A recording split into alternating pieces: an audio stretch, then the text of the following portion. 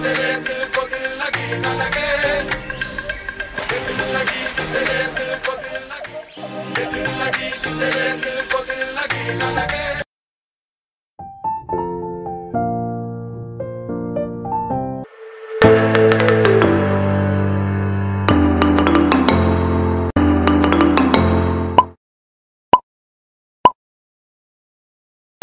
Magandang araw mga bata!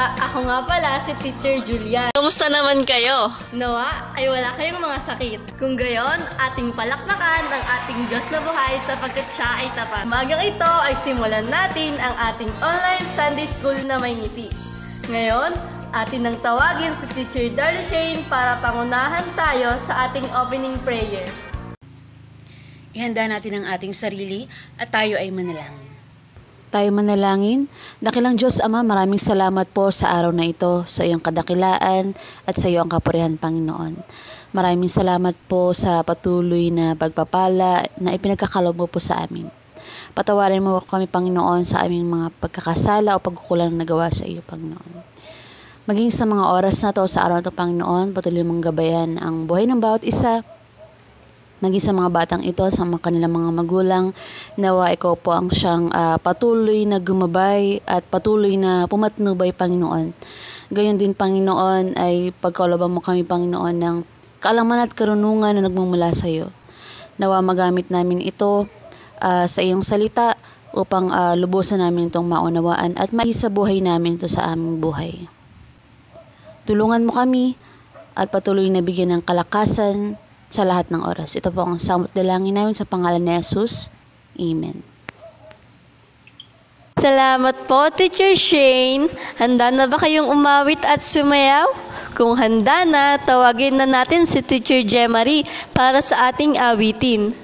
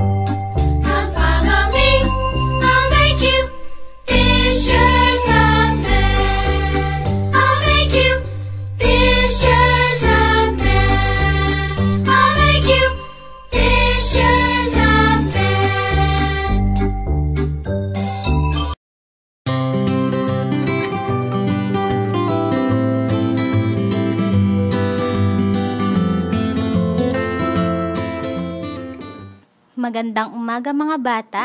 Handa na ba kayong balikan ang mga napag-aralan nitong nakaraang linggo? Sa Lesson 1, Depending on a Loving God. Ito ay tungkol sa The Prodigal Son o Alibughang Anak. Lesson 2, Exalting God's Greatness.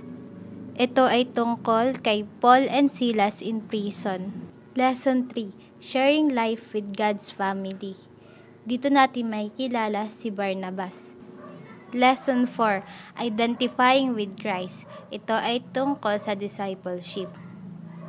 Napag-aralan din natin ang tungkol kay Simon, Pedro at ang kanyang mga kasamaan at sila ay mga mangingisda.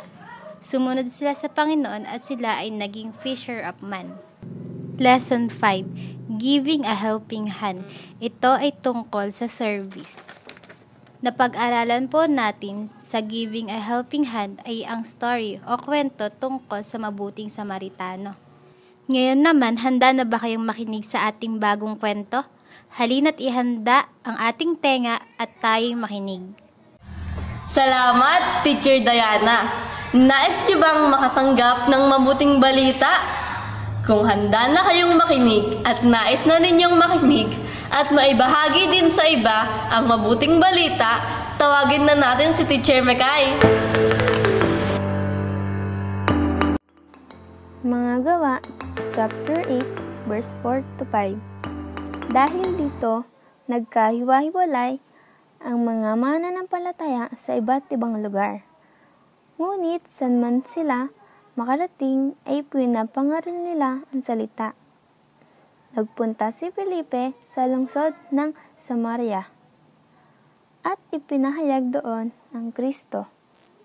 Pagkatapos, si Felipe ay inutusan naman ng isang anghel ng Panginoon. Pumunta ka agad sa gawing timog, sa daan ng mula sa Jerusalem, papuntang Gaza. Hindi na iyon dinadaanan ngayon.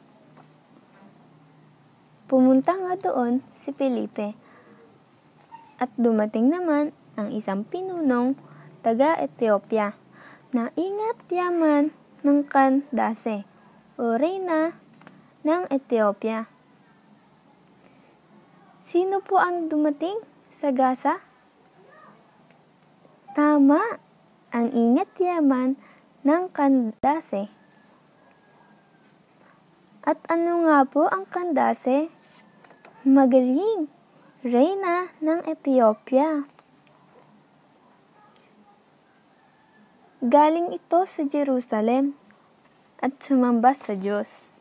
Pauwi na ito noon, nakasakay sa kanyang karwahe at nagbabasa ng aklat ni Propeta Isaias. Sabayan mo ang sasakyang iyon. Utos ng Espiritu kay Felipe. Kaya't patakbon lumapit si Felipe at narinig niyang binabasa ng pinuno ang aklat ni Propeta Isaiah. Tinanong ni Felipe ang pinuno, "Nauunawaan po ba ninyo ang inyong binabasa?" Sagot naman nito, "Paano ko maunawaan ito kung walang nagpapaliwanag sa akin?" At si Felipe ay inanayahan niyang sumakay sa karwahe at umupo sa kanyang tabi. Ito ang bahagi ng kasalukuyang binabasa niya.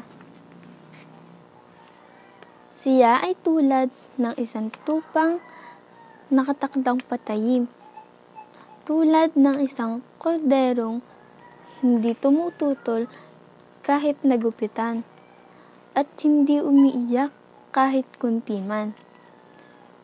Siya ay hinamak at pinagkaitan ng katarungan.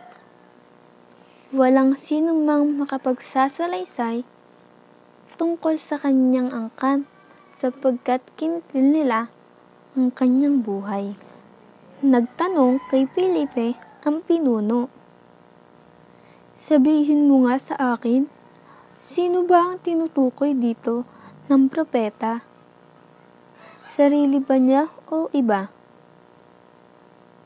Simula sa kasulatang ito, ay isinalaysay sa kanya ni Felipe ang magandang balita tungkol kay Jesus. Nagpatuloy sila sa paglalakbay at dumating sa isang lugar na may tubig. Saan nga po sila nakarating? Tumpak sa isang lugar na may tubig. Kaya't sinabi ng pinuno, "Tingnan mo, may tubig dito. Hindi pa ba ako maaring bautismuhan?" Pinatigil ng pinuno ang karwahe. Lumusong silang dalawa sa tubig at binautismuhan siya ni Felipe. Pagkaahon nila sa tubig, si Felipe ay kinuha ng Espiritu ng Panginoon at hindi na siya nakita pa ng pinuno. Ang pinuno ay tuwang-tuwang nagpatuloy sa paglalakbay. Sino po ang dumating sa Gaza? Tama, ang ingat yaman ng Kandase. Ano po ang Kandase? Magaling. Reyna ng Ethiopia.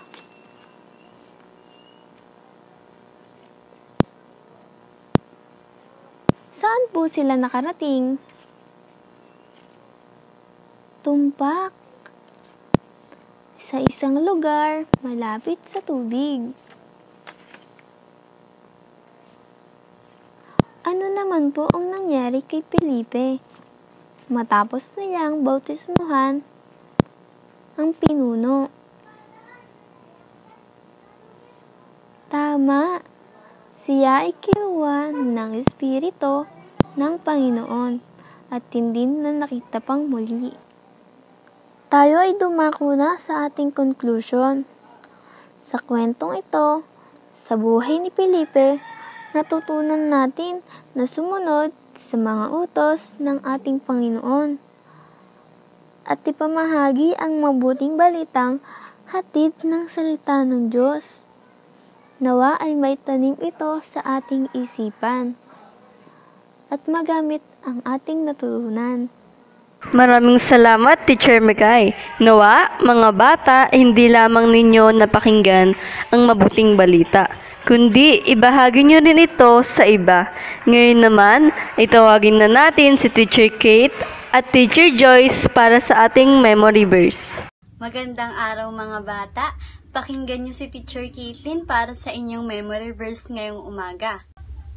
Romans chapter 10 verse 15b. How beautiful are the feet of those who bring good news. Ulitin natin mga bata. Romans chapter 10 verse 15b. How beautiful are the feet of those who bring good news. Nakuha po ba? Okay, kayo naman! Magandang umaga mga bata! Handa na ba kayo na marinig ang ating memory verse? Magaling! Kung handa na, babasahin ko muna. Pagkatapos ay sabay-sabay nating uulitin. Ito ay matatagpuan sa Romans 10 verse 15b. How beautiful are the feet of those who bring good news. Sabay-sabay naman nating ulitin. Romans 10 verse 15b. How beautiful are the feet of those who bring good news. Wow! Alam kong nakuha nyo ang ating memory verse. Ngayong umaga ay nais ipahayag sa atin na napakahalaga ang magbahagi ng salita ng Panginoon tulad ni Felipe na ngayon ay kapiling na ng Panginoon. Maraming salamat, Teacher Kate at Teacher Joyce. Ngayon naman ay sagutan na natin ang ating activity sheet. Tawagin na natin si Teacher Eileen para ipaliwanag sa atin ang mga dapat nating gawin sa pagsasagot ng ating activity. Narito ang activity para sa beginners. Pamagat ay pagkikwento ng magandang balita. hahayo ako at sasabihin sa iba ang tungkol kay Jesus. Ang gagawin ninyo, i-trace ang inyong paa rito, isulat ang pangalan ng isang kaibigan na kakwentuhan mo tungkol kay Jesus. Ito naman ang activity para sa primary. Pagkakwento ng magandang balita. Ang gagawin ninyo ay i-drawing ang mga taong balak mong kwentuhan tungkol kay Jesus.